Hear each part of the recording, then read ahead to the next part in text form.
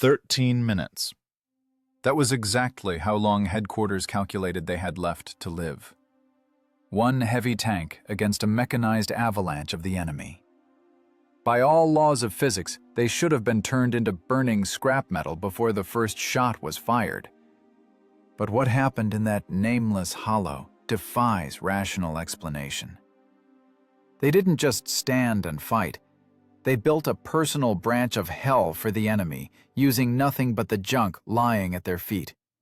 We will show you the anatomy of a feat where sweat mixes with fuel oil, and prayers are replaced by profanity and sledgehammer blows. Why did German tankers lose their minds shooting at bushes?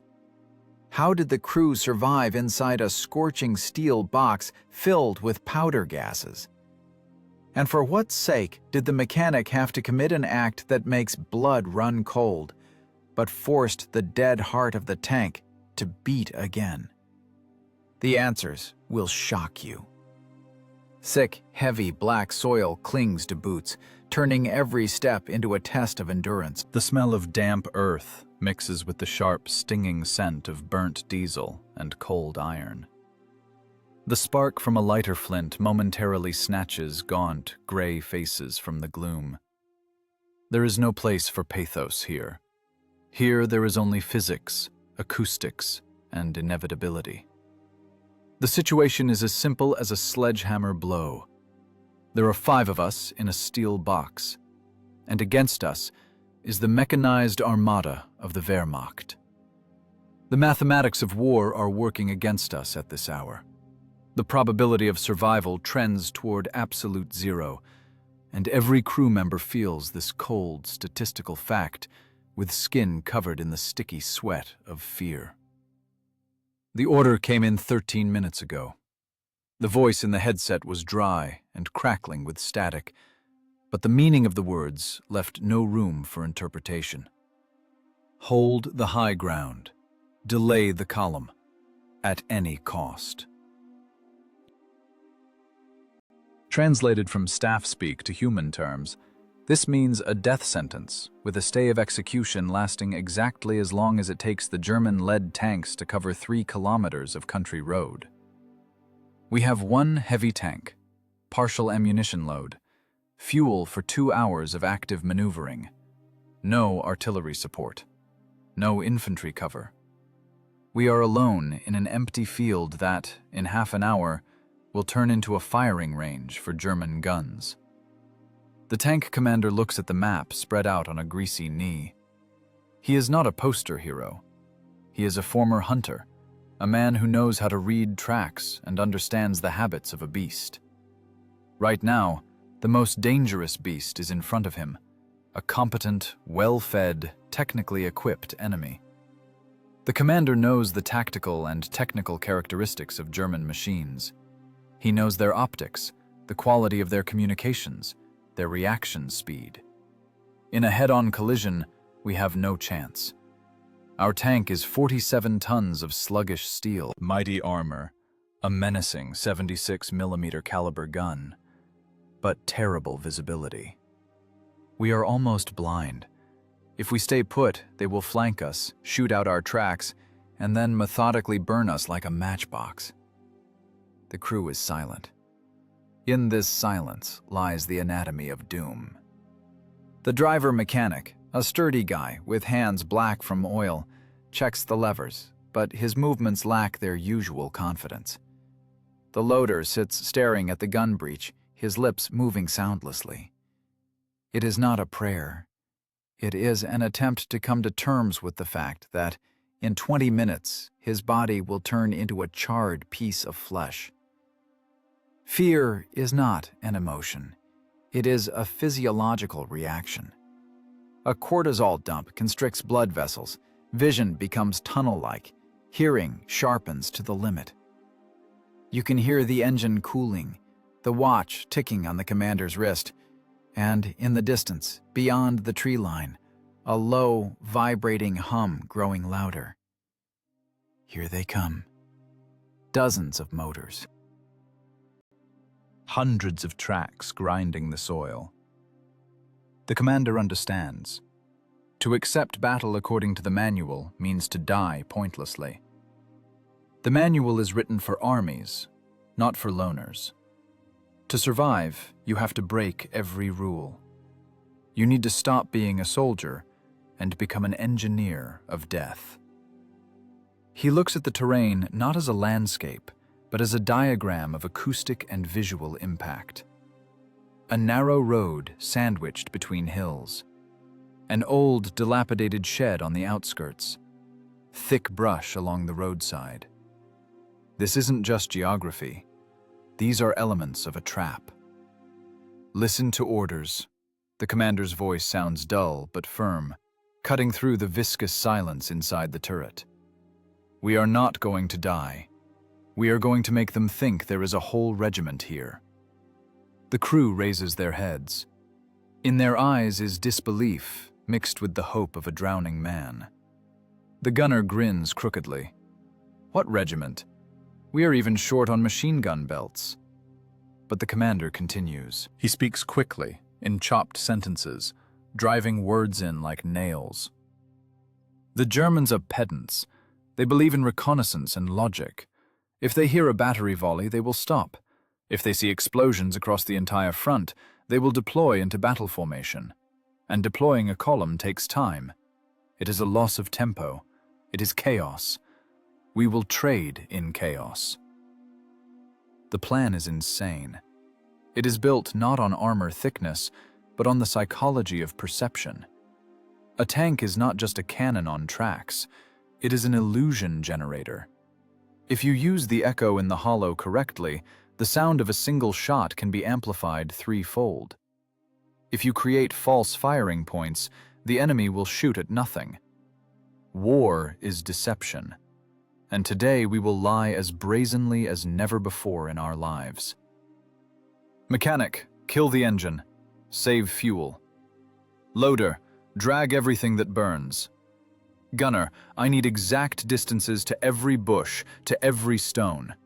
We will turn this intersection into a theater. Only the audience will pay for tickets with their lives. The tension in the tank changes polarity. The fear hasn't gone anywhere, but now it has a vector of application. The trembling of hands is replaced by feverish activity. The men are no longer victims. They begin to feel like part of a complex, deadly mechanism. The brain switches to engineering problem-solving mode. How to secure a cable to pull 3 fuses at once. How to arrange barrels of trash so that upon explosion they produce a column of black smoke resembling a vehicle detonation. There is almost no time. The hum of German engines is getting louder. It no longer vibrates in the air, but resonates in the soles of boots. The earth trembles. Force is coming. A blunt, mechanical force, confident in its superiority. They think they will just drive through here without slowing down. They think the map is clean. The commander climbs out of the hatch, inhaling the cold air. His gaze scans the space, marking sectors of fire and blind spots. He feels like a surgeon before the most complex operation, where the scalpel is a 76mm shell and the patient is an armored hydra that must be decapitated. Get to work, he commands. We have 15 minutes to create an army out of nothing. The race begins. Heavy crates of shells scrape across the floor. Bolts clank. Every second is worth its weight in gold. Outside, in the gray light of a cloudy day, this lonely tank looks pitiful against the backdrop of the huge field. But inside it, a process has been launched that is not described in manuals. It is the alchemy of war, transmuting despair into cold calculation, and dirt and trash into weapons of mass psychological destruction. We cannot defeat them with force, but we can break their will by making them believe in something that isn't there. The game has begun. The dilapidated shed at the edge of the hollow, which just an hour ago was merely a rotting monument to pre-war mismanagement, now transforms into a factory for manufacturing death. There is no sterility of laboratories or precision of factory assembly lines here. Here reigns rough, sweaty, feverish improvisation. The air inside is stale, saturated with the dust of centuries-old straw and the sharp chemical smell of TNT, which seems to settle as bitterness right on the tongue. Light breaks through cracks in the dried-out boards in narrow, dagger-like beams in which dust dances, disturbed by the frantic rhythm of human labor. "Drag it here! Faster!" The mechanic's voice breaks into a wheeze. He and the loader drag a rusty 200-liter barrel across the dirt floor. Metal grates against stones, striking sparks that make the commander's back go cold. In this enclosed space packed with explosives, one accidental spark will turn us into a mass grave before the first German tank even appears in the sights. But there is no time for caution. The physics of the process are relentless. To create a quality acoustic illusion, you need volume. An empty barrel is a resonator. If you detonate a charge inside it, the sound will be amplified many times by the walls, acquiring that very low-frequency gut rumble characteristic of a heavy howitzer shot. This is not magic or tricks. This is applied acoustics in field conditions. The crew works as a single, albeit worn, mechanism. Hands black with oil and earth rip off lids, stuffing containers with whatever lies underfoot. Broken brick, rusty nuts, pieces of wire. This is not needed to defeat manpower. Shrapnel is secondary here.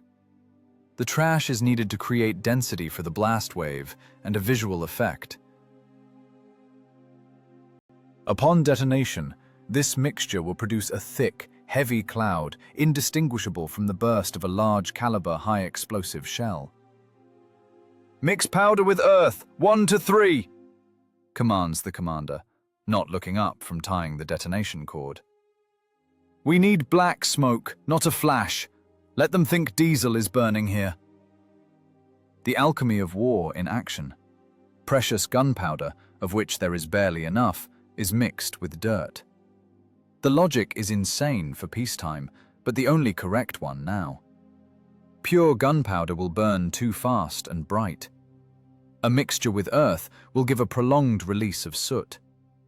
We are creating scenery for a play where the price of failure is life. The loader, a burly village guy, works the shovel like a machine. Sweat floods his eyes, leaving light tracks on his dirty face. His breathing is heavy, rasping, like a driven horse. Muscles are clogged with lactic acid, his back aches, but he does not stop for a second. In the corner of the shed, the gunner constructs a remote control system. No electronics, only crude mechanics, ropes, pulleys, levers. He ties a long hemp rope to the pin of a grenade secured inside a barrel. The rope stretches over a beam under the ceiling, goes out into the grass, and further on, to the tank's position. "Check the tension," he throws to the radio man. "If it sags, it won't work. If you pull too tight, it'll blow when the wind blows." The radio man, the youngest of the crew, crawls on his knees, untangling knots. His fingers are trembling. It's not panic, it's tremors from overexertion of fine motor skills. He understands. This knot is his insurance policy. The system must work synchronously. Pull the rope, and 50 meters to the right of the tank, a pile of junk goes airborne, simulating a shot from a neighboring gun. The Germans will see the flash, hear the roar, and start hammering an empty spot, exposing their flanks to us. This is the principle of the lever applied to tactics. With small efforts, move a huge mass of enemy attention to the side. Every minute of delay is felt physically, like a punch to the gut. The rumble of the German column behind the shed walls becomes increasingly distinct. It is already breaking down into separate sounds. The clatter of tracks, the roar of revving engines, the barking commands of officers. They are close. Too close. Fear tries to paralyze the will, to force one to drop everything and run, burrow into the ground, disappear. But work cures fear. When you are busy calculating the length of a fuse, you have no time to fear death. You only fear an engineering error. The commander inspects the workshop. 5 ready surprises. 5 barrels turned into simulators of artillery positions. A barrel of gasoline found in the corner does not go to waste. It becomes the center of the composition. This is not trash. This is a directional high-explosive mine. It is placed so that the blast wave fans out, breaking the brush and raising a wall of fire. The effect should be as if an ammunition depot exploded there. A psychological blow. The enemy must believe that serious defenses are here, that there is something worth exploding. Grease the ropes, the commander orders, so they slide on the grass and don't snag. They smear the ropes with remnants of grease, saving every gram. The smell of grease mixes with the smell of sweat. Hands slip. Knots are tied with difficulty. This is dirty, heavy work. There is no place for high ideals here. We are simply preparing a trap, like poachers for a big beast. Only this beast is encased in Krupp steel and armed with 88mm cannons. Finally, the last barrel is set. The lever system is checked. Ropes are strung into the tall grass, camouflaged with branches and earth. The shed is empty, save for the installed decorations. Now it is not a shelter, but a mousetrap. The crew leaves the structure, moving low, hugging the ground. The heaviness in their legs is leaden. The fatigue is such that one wants to just fall face down in the grass and sleep. But adrenaline continues to pump blood, forcing the heart to beat in the rhythm of a machine gun burst. Outside, the world seems unnaturally quiet, aside from the growing rumble of engines. The wind stirs the grass, hiding our deadly threads stretching to the tank. We created this mechanism. We poured our sweat, our fear, and our rage into it. Now only one thing remains: to pull the rope at the right moment. The assembly of the bomb's clockwork mechanism is complete. The ticking of the timer is the pounding of blood in the temples. The commander is the last to jump onto the armor, casting a glance at the work done. From the height of the turret, the terrain looks different. Now it is not just a field. It is a chessboard where we have arranged the pieces. Even if these pieces are made of trash and dirt, in the twilight of war, they will cast long shadows. Places! The command sounds not into the void, but into the intercom. The clang of hatches cuts us off from the outside world. Inside the tank, it is dark and cramped. The smell of diesel here is concentrated, familiar. We have returned to our iron womb. Now we are tankers again, but with the toolkit of saboteur engineers. Preparation is finished. The alchemy is complete. Fear has transformed into readiness to kill. We wait. And every second of this waiting stretches the nerves like those same greasy ropes disappearing into the darkness of the shed. The trap is ready. But will it snap shut in time? And here chance enters the game. Topography ceases to be just a landscape. Now it is a complex engineering diagram superimposed on reality. Every bush, every ravine and protrusion of earth is evaluated solely by the criterion of ballistic and visual penetrability. We are no longer in a forest. We are inside a complex mechanism where our T-34 is just the main drive, and the perimeter is a system of levers and counterweights. The tank is driven into a deep caponnier, dug by infantry during the retreat. The tracks crunch into the loam, the hull settles, blending with the terrain. Now only the turret rises above the ground, a low, streamlined silhouette that is almost impossible to distinguish from a boulder or a hummock from a distance of half a kilometer. But camouflage is passive survival. We need active impact. The crew turns the sector of fire into a web. The commander personally checks every sector. He crawls in the tall grass, running cords from the booby-trapped barrels to the driver's and loader's hatch. This is primitive, rustic mechanics. No hydraulics, no electronics, Ordinary hemp rope rubbed with wax so it won't rot and will slide on the grass. 3 ropes go left, toward the fake artillery crew. 2 go right, to the machine gun nest simulators. "Check tension," hisses the commander, pressing his cheek to the damp earth. Inside the tank, the loader wraps the end of the rope around his fist. He feels the resistance. This is a physical connection to the trap. One jerk a little too hard, and the striker hits the primer half a kilometer away. This requires jeweler-like precision. If you pull too weakly, there will be no shot, and the deception will be revealed. If you pull too hard, you might snap the cord. Muscle memory must work perfectly. The terrain is marked out like sheet music for a conductor. Landmark 1, the burnt pine. Landmark 2, the boulder. Landmark 3, the bend in the road. Every point is sighted in. The gunner looks into the eyepiece of the sight, and the world narrows to the crosshairs of the reticle. He turns the elevation flywheels, memorizing the angles. Hands work automatically, eliminating unnecessary movements. Right now, he is not a human. He is a computing unit, entering corrections for wind and drift. Second landmark, distance 600, high explosive, he mutters under his breath, rotating the turret. The squeal of the turret ring seems deafening in this silence. In reality, there is no silence. The earth is already humming. Vibration from the heavy Wehrmacht hardware is transmitted through the soil, resonating in the armored hull of our tank. It is a low, infrasonic rhythm that presses on the eardrums and induces nausea. They are coming in a dense column. Intelligence reported up to a company of tanks, motorized infantry on armored personnel carriers.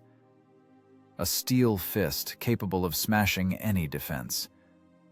But they don't know one thing. They are not driving to war. They are driving to a show. The tank is covered with branches, not just thrown on top, but woven into special brackets on the armor, creating a broken silhouette. Straight lines do not exist in nature, and German optics, honed to search for geometrically correct forms, should slide past. The gun barrel is wrapped in burlap to hide the characteristic metallic glint. We must become invisible. Ghosts. The distribution of roles in the crew changes. The driver-mechanic now doesn't just control movement, he is responsible for the left flank of the army. He has 2 cords at hand. On command, he must pull the first one, simulating an anti-tank gunshot, and immediately gun the engine in neutral to throw a cloud of smoke from the tank's exhaust pipes. This will create the illusion that it wasn't us shooting, but someone to the left, and the tank is just warming up the engine. The loader is responsible for the right flank and for reloading. The commander coordinates this chaos, looking through the periscope. "Listen carefully," the commander's voice in the headsets sounds flat. "First shot is mine. We hit the lead vehicle. As soon as it flares up, we start the carousel. Mechanic, left cord. Loader, right. We create a stereo effect. Let their acoustic guys go crazy." The strategy of space is simple. We create a fire pocket. The Germans, coming under crossfire, as it will seem to them, must disperse and seek cover according to instructions. They will drive off the road into the field, and the field is mined with our fears and barrels of gunpowder. We are herding them to where they will lose momentum and become targets. The sound of engines becomes unbearable. It seems the air is vibrating. Birds flew away long ago. Insects have fallen silent in the bushes. Nature has frozen in anticipation of violence. In the periscope eyepiece, the first gray silhouettes appear. Angular, predatory machines with crosses on their sides. They move confidently, hatches open, commanders sticking out, scanning the surroundings with binoculars. They are masters of life. They do not see the lonely barrel looking them straight in the forehead from the thick hazelnut brush. They do not see the ropes stretched in the grass. They see Emptiness. The timer in the commander's head begins the countdown. 500 meters. 400. 300. Point-blank range. The gunner's hand is on the flywheel, fingers white from tension. Inside the tank, it smells of sweat, scorching oil, and electricity. All extraneous thoughts are cut off. Only reflexes remain. Breathing becomes shallow, so the chest doesn't interfere with the precision of movements. "Prepare for the game," whispers the commander. Synchronization must be absolute. An error of half a second, and the enemy will understand where the threat is coming from. We must strike simultaneously from several points, even if physically we are in one. This is the paradox we have to realize. The ropes are taut to the point of ringing. Nerves are stretched even tighter. The steel box shrinks around the men, becoming their second skin. We are ready. The beast has entered the kill zone. The trap is set. The hunter takes a breath before pulling the trigger, and this breath seems endless, stretching in time while the finger smoothly takes up the slack of the trigger. The gray, angular silhouette of the lead German Panzer IV fills the entire space in the sight eyepiece. You can see the muzzle brake quivering over bumps, the commander's cupola rotating. Distance, 350 meters. For a 76mm gun, this is dagger range, where a miss is physically impossible. The German driver casually shifts gears, a bluish cloud of smoke erupting from the exhaust pipe. They are marching as if on parade, confident in the clear horizon. This overconfidence is their main vulnerability, a hole in the armor far wider than a vision slit. Fire! The command isn't shouted, it is spat out with the air from the lungs. The gunner stomps on the firing pedal. The tank shudders as if hit by a sledgehammer on the hull. Inside the turret, it instantly becomes hot. The breech flies back with a clang, ejecting a smoking casing that falls to the floor with a ring, adding a metallic chord to the symphony of battle. Powder gases fill the fighting compartment, stinging eyes and settling as bitterness in the throat.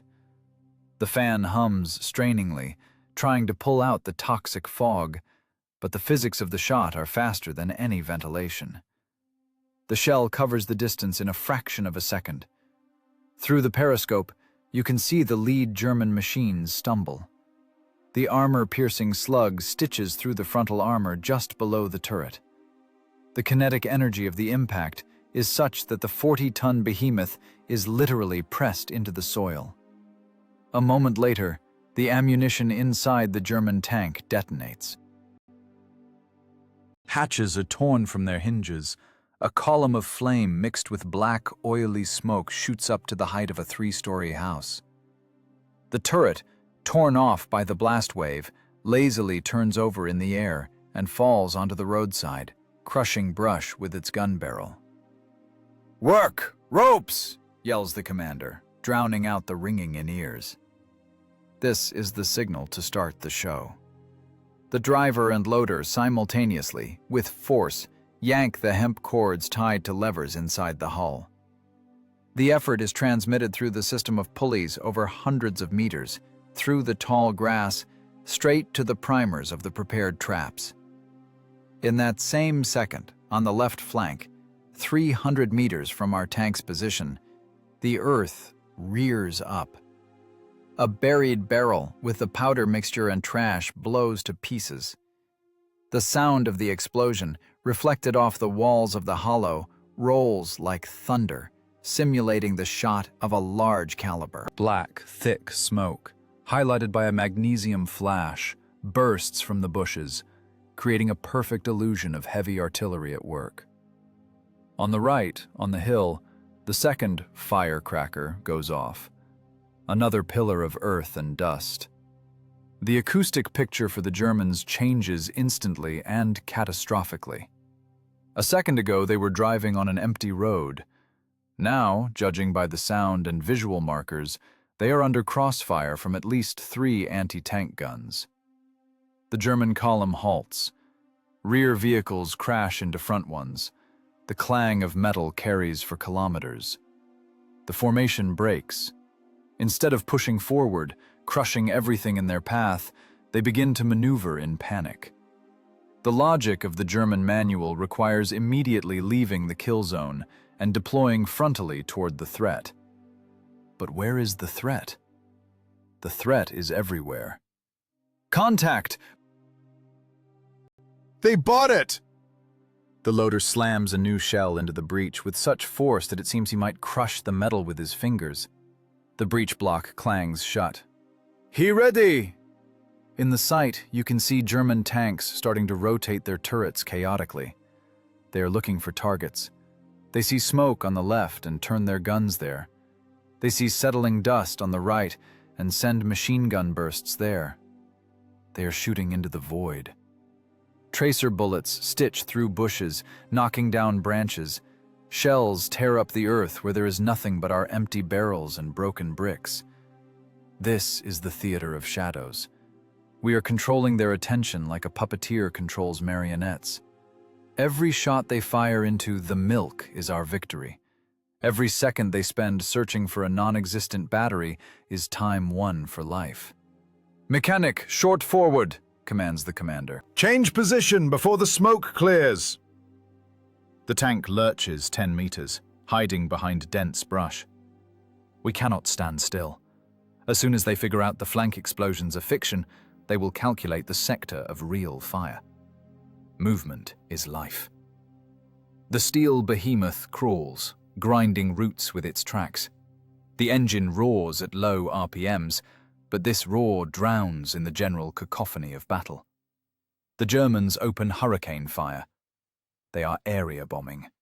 Shells land in a grid pattern, ploughing the field. The air fills with the screech of shrapnel and the howl of ricochets. The earth shakes. Scale falls from the turret ceiling. But for now, they are hitting false targets. The element of surprise worked 100%. The acoustic shock in the enclosed space of the hollow created a total sensation for the enemy that they had fallen into a prepared fire pocket. "I see the commander!" The gunner's voice is calm, almost icy.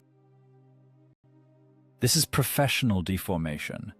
At the moment of highest tension, emotions shut down, giving way to the cold calculation of trajectories. "Distance 400.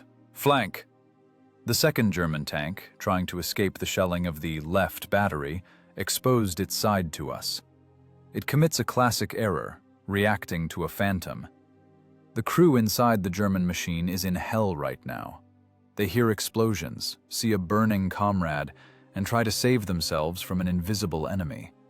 Their optics are useless against our cunning. "Fire!" Another strike. Another clang of a casing. The shell enters the German tank at a right angle, punching through the engine compartment. The machine jerks and freezes. Thick black smoke starts pouring from the stern. The crew starts bailing out of hatches, falling under machine gun bursts from their own panicking comrades. Chaos grows. German infantry has gone to ground, not understanding where to expect death from. They dart between burning vehicles, shooting at all suspicious shadows. We created a personal branch of hell for them, where the rules are dictated not by the Wehrmacht manual, but by our engineering ingenuity.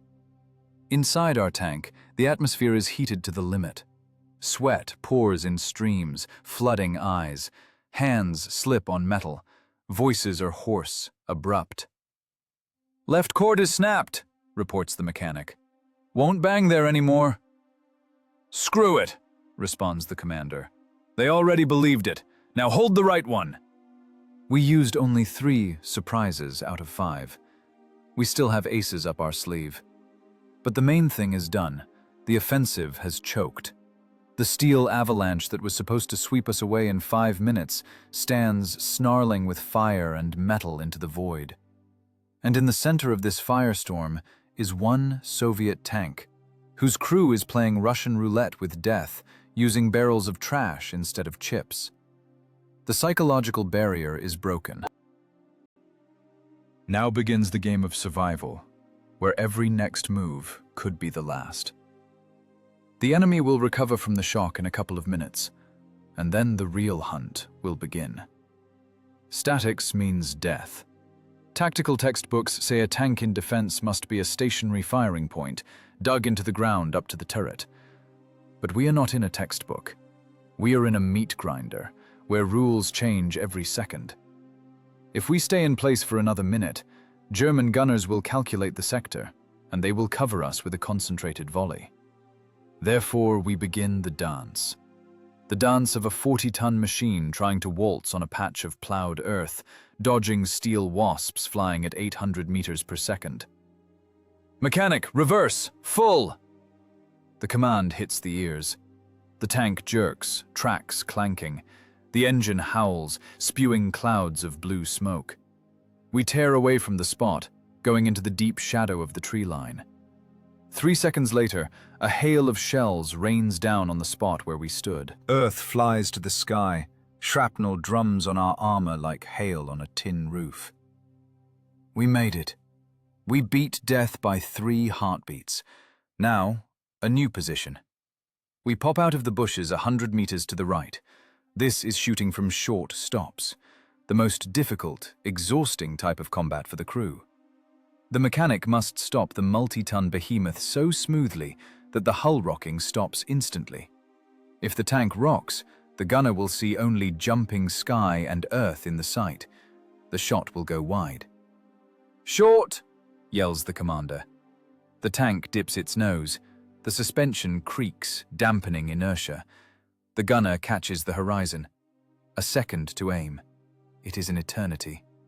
In the crosshairs is the side of a German Panzer III trying to turn toward the phantom threat on the left. They still believe in our ghost army. They expose their flanks to us, trying to defend against empty barrels of gunpowder. "Shot!" The gun barks. The recoil of the breech barely misses the loader's shoulder. The casing falls to the floor with a ring, adding heat to this steel hell. Through the periscope, you can see the German tank flare up, a hit in the ammo rack. The turret flies upward like the lid of a boiling kettle, but we don't watch. Watching the result is a privilege of the audience. We are assembly line workers. "Forward! Into the hollow!" The commander drives the machine further. We change positions chaotically, breaking any logic. Left, right, from the center. The Germans are losing their minds. Acoustics play a cruel joke. The echo from our shots and trap explosions mixes into a continuous roar. It seems to them they are surrounded on all sides. They see flashes everywhere. They start blasting at every bush, wasting precious shells, destroying hazelnut trees and old stumps. Panic is a chain reaction. Once one crew loses self-control, the virus of fear infects the entire column. But amidst this chaos, there is one machine retaining composure: the command tank. It stands slightly apart, its long frame antenna predatorily catching the airwaves. An officer in the hatch tries to restore order, waving his hands and shouting commands over the radio. He is the brain of this steel snake. As long as he is alive, the Germans can still regroup. They can figure out they are being fooled. "I see the main one!" The gunner's voice rings with tension. "Distance 500. Antenna. High explosive. Take his head off!" The commander's order sounds like a verdict. Armor piercing might punch right through and miss vital nodes. High explosive, bursting on the armor, will sweep away all external equipment, optics, and, most importantly, the antenna. Without communications, the commander turns into useless cargo. We must decapitate the snake. The mechanic performs a miracle again, stopping the tank on the crest of a hill for just 2 seconds. That is enough. The gunner, wet with sweat, eyes flooded, does his job. He doesn't aim at the tank. He aims at the enemy's will. Impact! The explosion on the German commander's turret looks like a blossoming fiery flower. The antenna is torn off. The commander's cupola is turned into twisted scrap. The airwaves go silent. Now the Germans have no unified command center. They turn into a herd of armored rhinos, blind and deaf. Inside our tank reigns euphoria mixed with animal terror. The loader, a huge man, laughs as he slams in another shell. It is a nervous, angry laugh. "Eat it, bastard! Eat it!" he screams as the breach closes. "Left! Further left! Infantry there!" commands the commander. We spin like a top. The machine gun stutters ceaselessly. Discs are changed one after another. German infantry, deprived of armor support, rushes about the field. We pin them to the ground. Don't let them raise their heads. Don't let them deploy anti-tank guns. The air in the fighting compartment is thick enough to cut with a knife. Fumes from shots don't have time to vent. We are breathing a mixture of carbon monoxide and adrenaline. Eyes water, throats scratch. Hands are skinned bloody on the breech and levers. But there is no pain. The organism works at the limit of its resources, squeezing out everything nature put in. This is not a battle. This is a hunt, where the prey is 10 times stronger than the hunter, but it is tangled in its own nets. We exploit their confusion. We hit their pain points. Another German tank, having lost orientation, falls into a ravine and flips over. It didn't even need a shell's help. The driver's panic did it all. "Let's go! Behind the shed!" yells the commander. A shell strikes the ground a meter from our track. Shrapnel clicks against the armor. They are starting to zero in. Our arrogance has a limit, and we have reached it. We can't push our luck. We did our job, sowed chaos. Now we need to vanish, dissolve, become part of the landscape again, before the Wehrmacht's steel fist, however disoriented, accidentally clips us in its agony. The tank backs up, hiding in clouds of smoke and dust. We are alive. The snake is headless. The column is broken into separate, frightened groups. But the battle is not over. That was just the overture. Now, when the smoke clears a bit, they will realize they were deceived, and their rage will be terrible. But for now, we dance. We dance on their nerves, on their fear, on their rules, which we rewrote with 76 millimeters. The euphoria of battle is replaced by a heavy, viscous hangover of survival. The dance is over. The Germans, realizing they cannot precisely hit the invisible enemy, switch to the simple and terrible logic of total destruction. They stop looking for a target. They decide to simply erase the grid square we are in from the face of the earth. Artillery and mortars enter the game. First, a whistle. A high, piercing sound that makes you instinctively hunch your head into your shoulders, though under armor it is pointless. Then, impact. The earth shudders, transmitting the impulse through the tracks straight into the spine. These are 105 millimeter howitzers. They strike by area, methodically plowing every meter of the hollow, turning forest and brush into a lunar landscape. We are inside a drum being beaten by a mad drummer. Every close burst is an acoustic blow of such force it feels like skull sutures are popping. The tank is no longer a predator. Now it is a steel crypt buried in earth and branches. The engine is off. We sit in the dark, listening to shrapnel lash the armor. Click, click, click. This sound drives you crazy. It reminds us that a steel storm is raging outside, and only 45 millimeters of rolled steel separate us from death. The crew is shell-shocked. Blood is running from the loader's nose. He wipes it with his sleeve, smearing it over his soot-blackened face. He is saying something, but I only see his lips moving. Hearing shut off after the third close arrival. In the ears, there is a dense, cottony hum, through which only a high whine breaks, the sound of dying nerve endings. We communicate with signs and kicks. The commander sits leaning back against the breech. His face is gray, eyes sunken. He holds a canteen in his hands, but doesn't drink. Water is precious now. It needs to be saved to cool the machine gun if the barrel shroud boils. He counts. I see him bending his fingers. 12 armor-piercing, 8 high-explosive, 3 discs for the machine gun. That is all we have left. It is pitifully little against a whole regiment.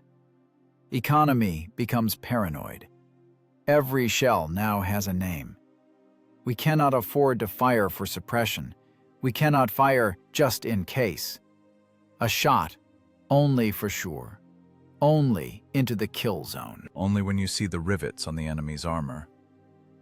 It is a torturous discipline to sit under bombardment and not respond, grinding teeth, suppressing the desire to snap back with fire just to feel alive. The air inside the tank becomes toxic. Ventilation isn't working. We are afraid to make noise, and the filters are likely clogged with dust. It smells of sour sweat, urine. We can't go outside, so we relieve ourselves in a shell casing and red-hot metal. The temperature is rising. The sun heats the armor from outside. Our bodies heat it from inside. We are stewing in our own juices in an iron tin can. Time loses linearity. Has an hour passed? 2? An eternity? The shelling quiets down, giving false hope, then resumes with new fury. It is psychological torture. The Germans give us a pause, so we listen to the silence, so fear fills the vacuum, and then bring the hammer down again. Vibration destroys not only nerves. From constant shaking inside the tank, nuts start to unscrew. The driver-mechanic, half lying in his seat with a wrench in his hands, constantly tightens something. He checks tie rods, feels the transmission. If after this hell we don't start, we are corpses.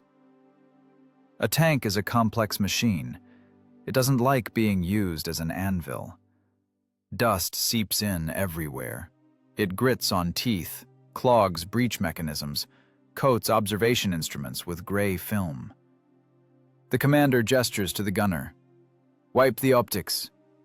He nods, pulls out a dirty rag. It is a ritual. Periscopes must be clean. Even if we are blind and deaf ourselves, the tank must see. At one moment of a close burst, the tank lists heavily to the right. Apparently, a shell exploded right under the track, digging a crater. We tumble onto each other. A toolbox falls from above, painfully hitting the radio man on the shoulder.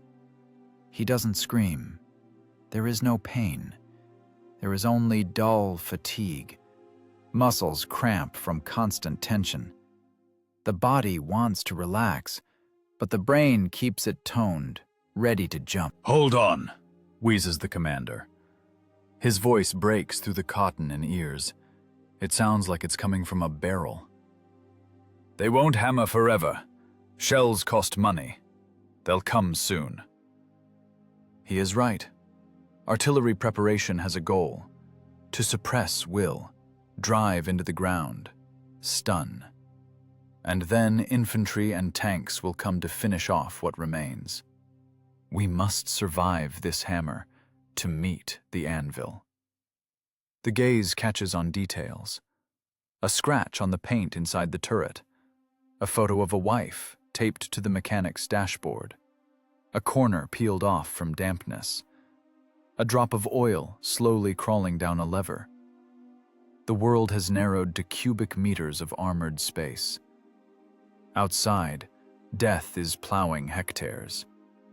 Here, inside, life smolders on the coals of stubbornness.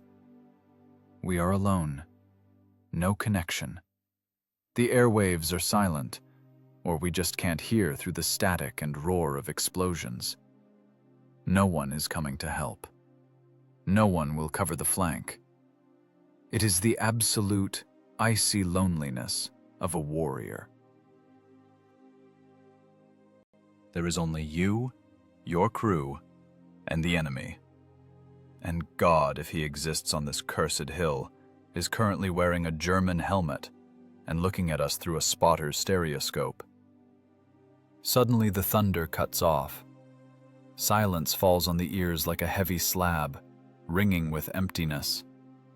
This is the most terrifying moment. Silence means the artillerymen have done their job. Silence means engines will roar now. The Germans are sure that here, in this mess of earth and wood chips, nothing living survived. They think now they will simply drive over corpses. The commander shakes himself off like a dog after a fight. His eyes light up with cold, angry fire. He kicks the loader, bringing him to his senses, slaps the gunner on the shoulder. "To battle!" he articulates with his lips. "Alive! We are alive!" We raise our heads. Light breaks through the vision slits. Dust slowly settles. We survived under the press. We went through the meat grinder and didn't break. Now it's our turn. The Germans are coming to check their work. They're coming to finish us off. But they don't know one thing. Metal under hammer blows not only breaks, it is forged. And right now, from under the rubble, not a pile of scrap will crawl out to meet them, but tempered rage that has nothing left to lose. The last exam for durability is passed. The final test begins. A lethal test. The silence that seemed like salvation was a lie.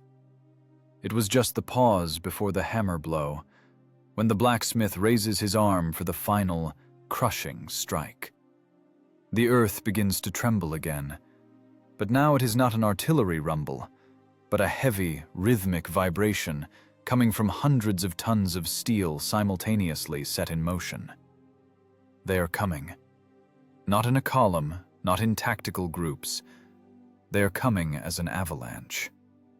The Germans decided not to play chess. They decided to simply sweep the piece off the board along with the board itself. On the horizon, a solid wall of gray armor appears. The entire company, redeployed into an attack line. They are sure that in front of them is a graveyard, that in the crater-pocked earth nothing remains capable of resistance. Hatches are open. Infantry walks full height behind the stern of the machines. This is not an attack. This is a cleanup. And precisely this overconfidence signs their death warrant. "Let them come," whispers the commander. His lips are cracked, his voice like grinding stones. "Let them come to 100 meters. Point blank." We are dead men given a second chance. We have no more barrels of powder, no ropes or tricks. The theater of shadows is closed. Only naked physics of penetration and reload speed remain. Now tempo decides everything. If we shoot faster than they think, we survive. If we hesitate even for a fraction of a second, they will crush us with mass. 300 meters. 200. German tankers' faces are visible in vision ports. Folds on their uniforms are visible. Fire! The first shot tears apart distance and reality. The shell slams into the center of the lead machine coming straight at us. Ammunition explosion happens instantly. The turret flies off like a cork and rolls along the ground, knocking down its own infantry. The Germans freeze. They see a tongue of flame burst from the smoking pile of earth and branches they thought was a grave. Shock paralyzes their reflexes. A P! The commander's shout drowns in the clang of the breach. Work begins beyond the bounds of human capability. The loader stops being human. He turns into an autoloader made of flesh and blood. A 20-kilogram slug flies into the breach. Punch with a fist, breach closed. Shot. The casing flies out, burning hands, but he is already reaching for the next one. His movements have lost smoothness. They have become chopped, mechanical. Grab, turn, ram. Grab, turn, ram. Rhythm, 4 seconds per shot. This is impossible by standards. But standards were written in quiet offices. not in a burning tank. A second German tank flares up like a torch. A third loses a track and starts spinning in place, exposing its side. We hit that side without pity. "Hey, on the infantry!" The shell bursts in the thick of gray greatcoats. A fan of shrapnel mows down the attackers. The formation scatters. Tanks start backing up, running into each other. They again don't see us. Smoke from their own burning machines blocks the view. We shoot through this smoke, orienting by silhouettes and flashes. Inside the turret, the temperature rises to 60 degrees. The fan can't cope. We are choking in powder gases. Eyes water so much the gunner barely sees the reticle. He shoots on instinct, feeling the barrel as an extension of his arm. The gun breech is red hot. Paint on it starts bubbling and peeling. If you spit, it will sizzle. "Fifth ready!" yells the gunner. The 5th Wehrmacht tank turns into a pile of scrap metal. The field before us becomes a vehicle graveyard. Burning carcasses create a labyrinth, preventing living Germans from maneuvering. They are trapped in a fire pocket they created themselves with their crowding. The acoustics of battle turn into a continuous, indivisible roar. We don't hear our shots. We feel them with our whole bodies like a shove in the back. The loader stumbles on a mountain of spent casings on the floor. He falls, smashing his knee, but even lying down manages to hand up a shell. His hands shake, fingers smashed to meat, but he doesn't stop. Stopping is death. The commander kicks casings toward the ejection hatch, clearing space. He grabs a shell himself, helping the loader. Hierarchy is erased. There is no commander and subordinates. There is a single organism fighting for life. 6th, burning! Outside, hell is breaking loose. The Germans finally spotted the flash. Return fire crashes onto the parapet of our trench. Shells ricochet off the turret, striking sparks. An impact of such force that the light bulb bursts. We are in twilight, illuminated only by muzzle flashes and the red glow of the hot breach. Blood flows from everyone's nose. This is pressure. Vibration bursts capillaries. But there is no fear. There is only cold, angry, calculating hatred. We destroy them methodically, like on a conveyor belt. 7, 8, 9. The count goes by tens of seconds. The gun barrel is overheated. There is a risk the next shell will detonate in the bore from the temperature. But we can't wait. We are going all in. Nothing to cool it with. We cool it with our rage. 10th, turret jammed! Finish him! A German Tiger, or what in the confusion we took for one, fear increases calibers, tries to turn its gun, but we are faster. Our shell hits the joint of turret and hull. A perfect shot. The multi-ton structure is torn off the ring. The battlefield is littered with burning iron. 11 bonfires. Black smoke obscures the sun. The Germans wavered. The steel avalanche broke against a breakwater of a single Russian tank.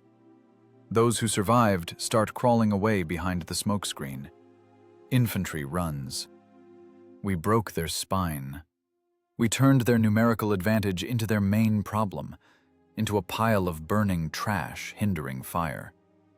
Inside the tank comes a moment of extreme exhaustion. The last shell is rammed into the barrel, but there is no target. The gunner drops his forehead onto the sight pad. The loader slides down the wall, breathing heavily, gasping the poisoned air. The commander's hands shake so much he can't press the talk switch. It wasn't a battle. It was a meat grinder, into which we stuck a hand and stopped the screw. The gun breech glows in the dark turret with a dark cherry light, like the heart of a dying star. We burned everything: ammo, strength, nerves. But the field before us is dead.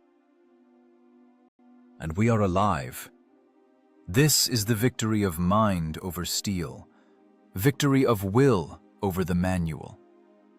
But the price of this victory is written on our faces, covered in a crust of soot, sweat, and blood. We became part of the machine. We became harder than metal. And now, as adrenaline starts to recede, pain comes. Dull, all-encompassing pain in every cell of the body that just achieved the impossible. The noise of battle, which a second ago seemed the main threat, suddenly recedes into the background before a new, far more terrible catastrophe. Inside the engine compartment, a sharp, whistling sound rings out, like the crack of a whip, and following it, the choking cough of the 12-cylinder diesel. The hull vibration, which had become our heartbeat, cuts off. Silence falls. Dead, mechanical silence, in which only the hiss of falling pressure in the pneumatic system and ominous gurgling behind the bulkhead are heard. Fuel pressure 0! The driver-mechanic's shout is full not of fear, but the animal terror of a professional who understands the consequences. Fuel line! Hit! One stray fragment, a small piece of red-hot metal that found a gap in the engine deck louvers, did what 10 German tanks couldn't do. It severed the supply line to the high-pressure pump. Diesel is gushing onto the hot cylinder block. Thick, suffocating white smoke starts filling the fighting compartment. We are sitting on a powder keg, to which a match has already been brought. If the vapors ignite, we burn alive without even time to open hatches. Valve! Shut the valve! Yells the commander, tearing a fire extinguisher off the wall. The mechanic is already there. He dives headfirst into the bulkhead hatch, into the very inferno. His legs in worn boots twitch in the air. He works by touch, in smoke, choking on diesel fumes. His hands, black with oil and blood, search for the valve. A jerk. Fuel flow cut. No explosion. But there is a worse problem. We are stationary. A motionless tank on the battlefield is a target. It is just a steel coffin waiting for nails. German infantry, seeing the crazy box stalled, raise their heads. They understand. The beast is wounded. They start crawling toward us, first cautiously, then bolder. In the periscopes, you can see grey figures running from crater to crater, clutching bundles of grenades and magnetic mines. Perimeter defense! The commander draws his Tokarev. Don't let them near the sides! Radio man, bow machine gun! Loader, grenades out the hatch! A battle of a different level begins. This is no longer a duel of machines. This is a back-alley brawl. We shoot back through pistol ports in the turret. The loader cracks the hatch open a matchbox width and tosses a grenade out. Explosion. Screams. Someone scratches on the armor outside, trying to climb onto the engine deck roof. A dull thud of a rifle butt on metal. A burst from a submachine gun through the hatch sweeps the brave soul away. And below, in the belly of the tank, its own battle rages. The driver-mechanic, coughing and spitting oily saliva, inspects the damage. The fuel supply tube burst right at the fitting. The threads are stripped. Impossible to connect. No spare parts. Minimum tools, pliers, a 22 wrench, a screwdriver. It is a death sentence. Won't hold! He wheezes from below. Nut won't hold! Need a gasket! Soft metal! Urgent!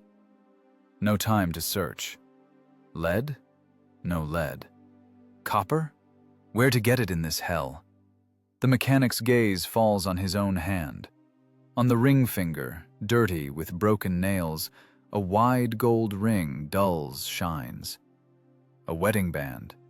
A memory of home, of a wife, of peaceful life left somewhere in another galaxy. Gold is a soft metal, the perfect seal. He doesn't hesitate a second, rips the ring off his finger, tearing skin. Places it on the edge of an armor plate, and hits it with the handle of a heavy adjustable wrench. A ringing blow. Another. The ring turns into a flattened gold pancake. The mechanic grabs a chisel and punches a hole in the center. A washer is made. The most expensive washer in the world, priced at one human destiny. "Wire! Give me wire!" he yells at the radio man. The radio man tears out internal comms wiring, bearing the strands. The mechanic grabs a piece of wire. His fingers work with incredible speed despite the trembling. He places the gold gasket on the break point, presses the remains of the tube, and starts wrapping it all with wire, creating an improvised bandage. Turns lie tight, cutting into metal. He tightens the knot with pliers, putting all remaining strength into this movement until joints crack. "Hold on, darling, hold on," he whispers, addressing not his wife, but the machine. Outside, tapping on the turret is heard. It's not bullets anymore. Someone is hitting with an entrenching shovel, trying to pry open the hatch lid. The commander fires into the turret ceiling, right at the hatch, hoping the bullet punches through the tin or a ricochet gets the enemy through the slit. A scream outside confirms success. "Ready!"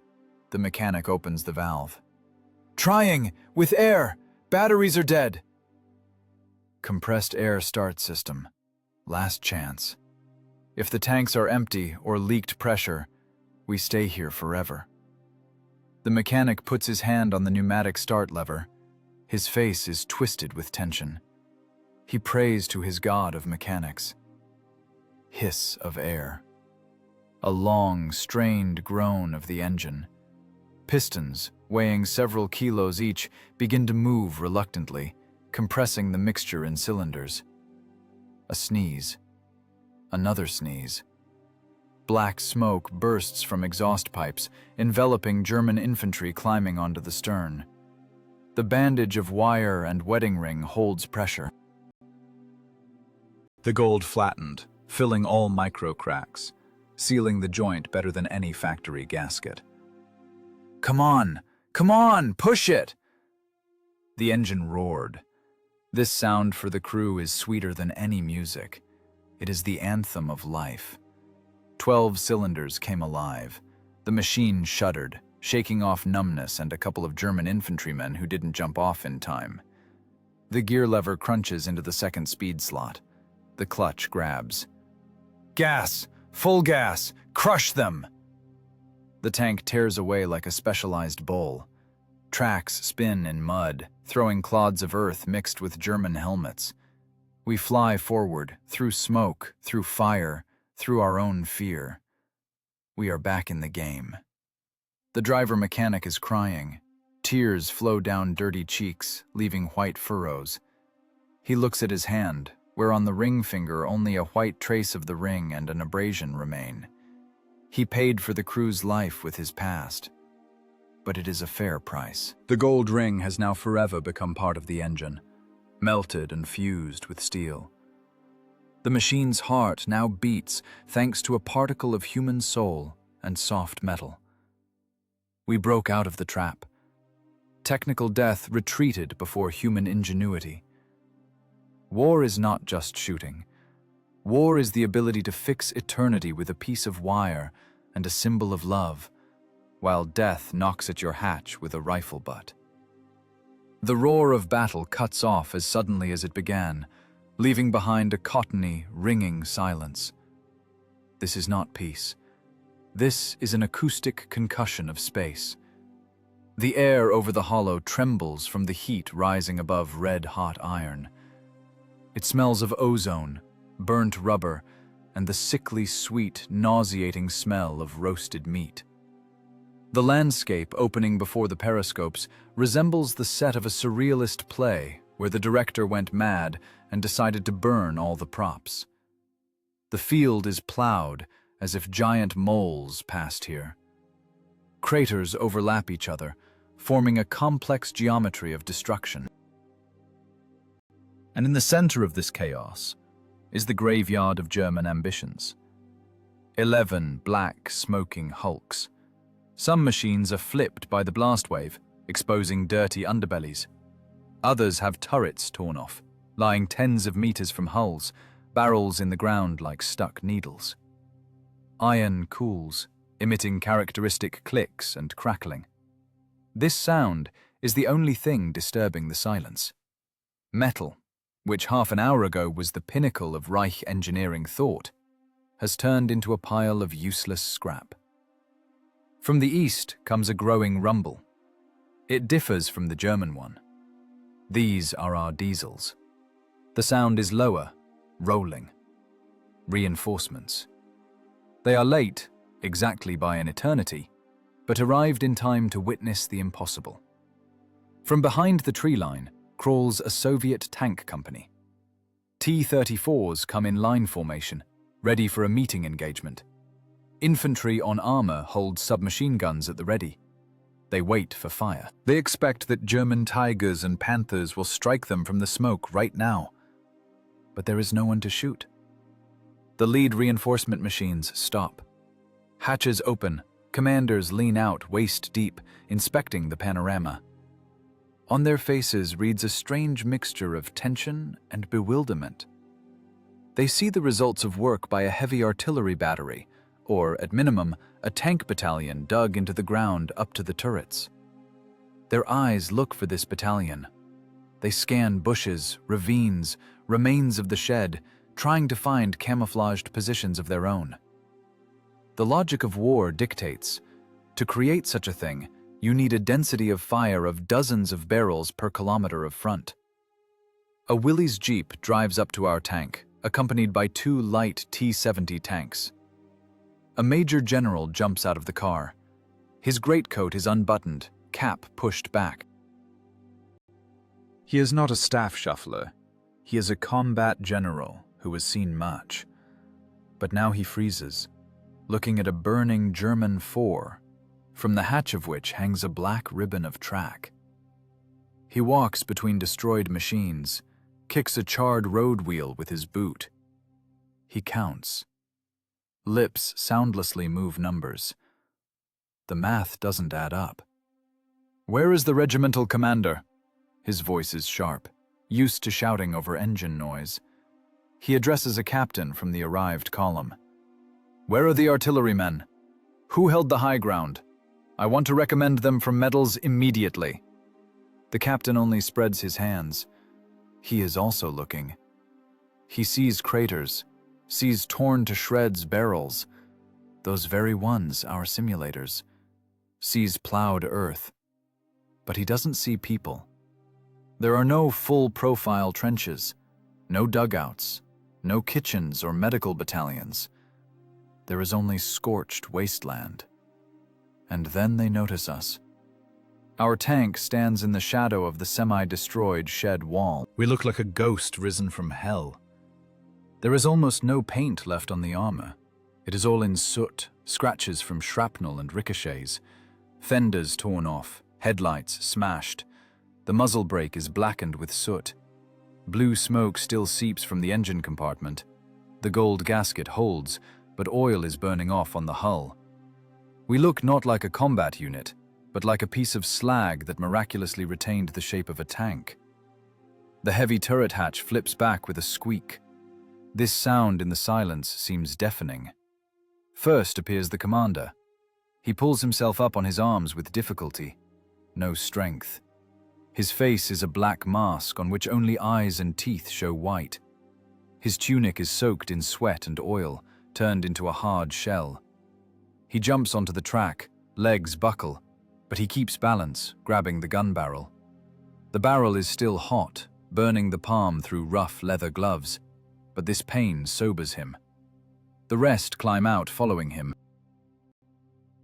The driver mechanic, clutching a hand bandaged with a dirty rag to his chest. The gunner, rubbing eyes, trying to regain sharpness of vision. The loader, who simply sits on the edge of the hatch and lights up, not asking permission. His hands shake so much the match flame dances like a madman. The general approaches us. He looks at the crew, then shifts his gaze to the field strewn with corpses of Wehrmacht machines, and back at us. Complex work is happening in his gaze. He tries to correlate the scale of destruction with this handful of exhausted, dirty people. In his picture of the world, this equation has no solution. "Report, Senior Lieutenant." The general speaks quieter than usual. "Whose unit? Where are the rest of the forces?" The commander tries to straighten to attention, but his back doesn't obey. He just stands, leaning on the armor of his machine, as if it is the only thing holding him on this earth. "Crew of tank number 214, Comrade Major General." Mission accomplished. Line held. Breakthrough liquidated. I am asking, where are the others? The general breaks into a shout, sweeping his hand over the smoking horizon. Who burned these tanks? Where is the artillery? Where are the sappers? The commander smiles tiredly. It is a terrible smile. A skull's smile. There is no one, Comrade General. We are alone. Silence hangs in the staff entourage. An adjutant with a folder freezes with his mouth open. Tankers from reinforcements who came up to listen exchange glances. The general walks right up to the commander. He smells the scent coming from the crew. The smell of extreme tension, of fear that burned out and turned to ash. "One tank?" asks the general again. "Against a reinforced company? Do you understand what you are saying, Lieutenant? This is a court-martial for a false report, or—" He doesn't finish. He looks at track marks, at the chaotic web of maneuvers that churned up the patch in front of the shed. He sees lying pieces of torn barrels, sees broken ropes stretching into the grass.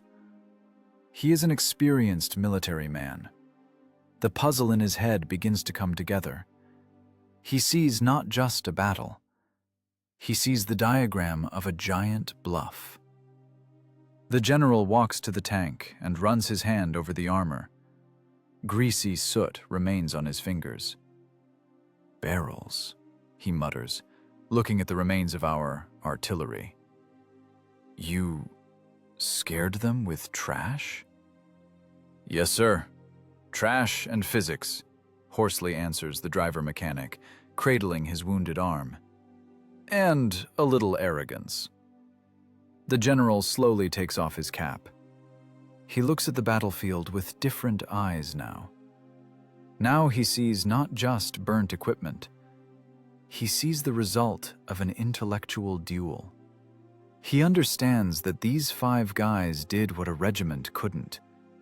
They didn't outshoot the Germans. They outplayed them. "Devils," exhales the general. "Just devils in grease." Medics start bustling around.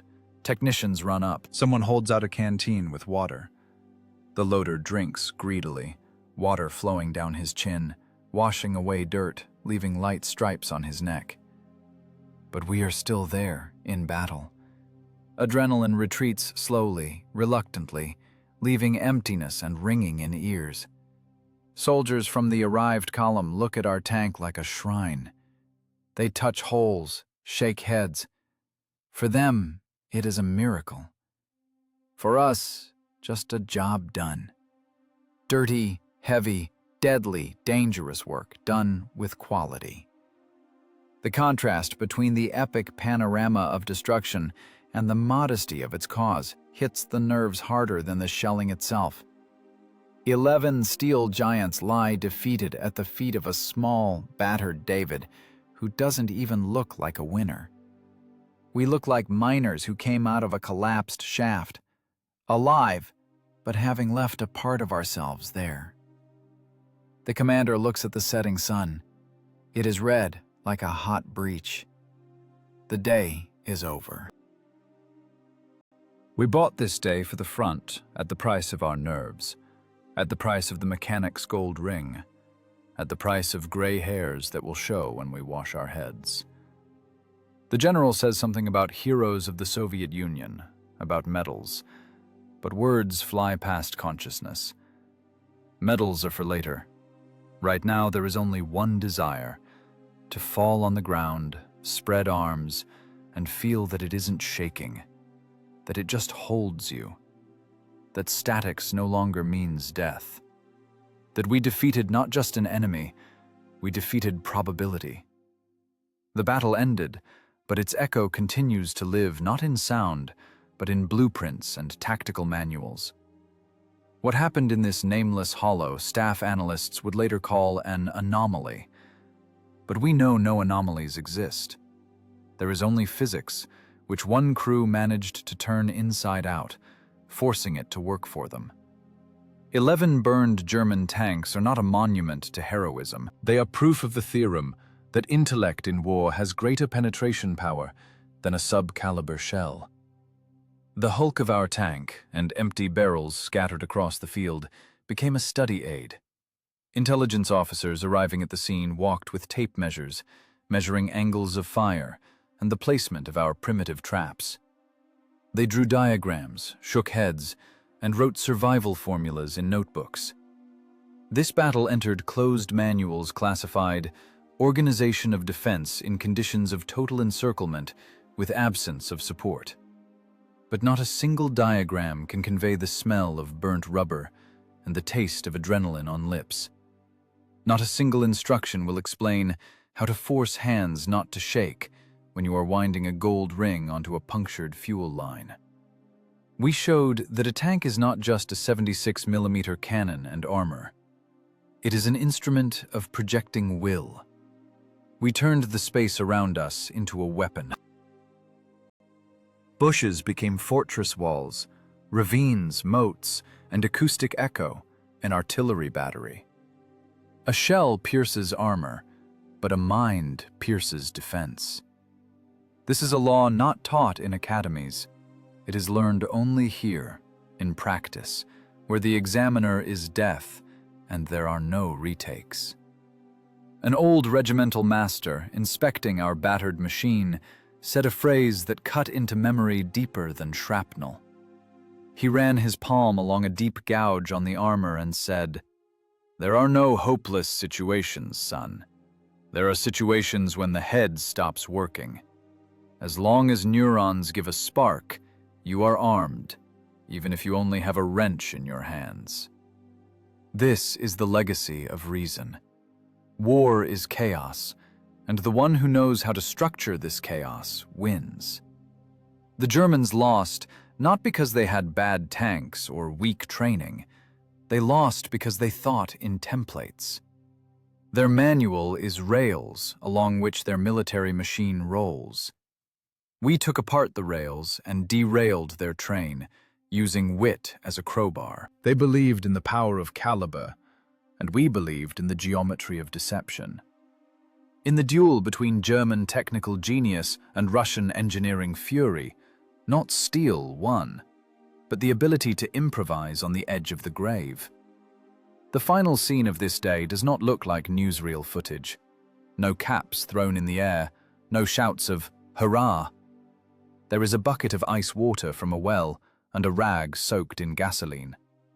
The commander stands by the track, trying to wash his hands. Fuel oil ate into pores, clogged under nails, mixed with powder soot and dried blood. He rubs the skin to redness, to pain, but black streaks do not disappear. This dirt is not just technical grease, it is the stamp of war.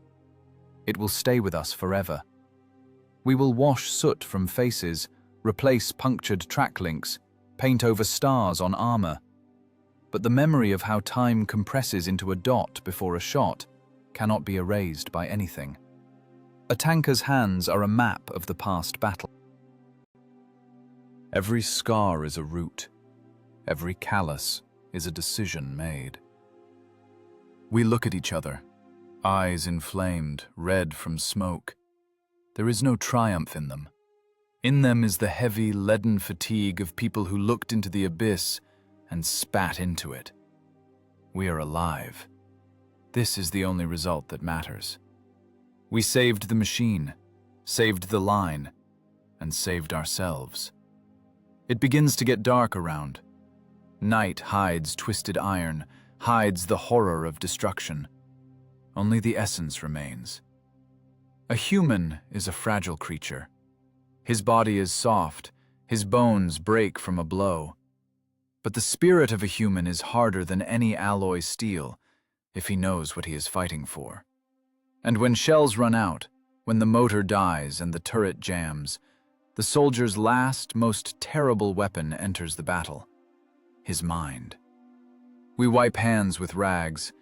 Gasoline stings abrasions. The commander takes out the last cigarette, mashes the cardboard tip with dirty fingers. A light flares up, illuminating his face. "Work continues," he says quietly. This is not the end of the war. This is just the end of a shift. Tomorrow will be a new battle, new tasks, and new riddles that we will have to solve under fire. But now we know the main thing. The winner is not the one with thicker armor. The winner is the one who thinks faster. Iron rusts, equipment burns, but human thought and the will to live are the only things not subject to corrosion. We are engineers of death who became architects of our own lives, and this foundation will withstand any blow.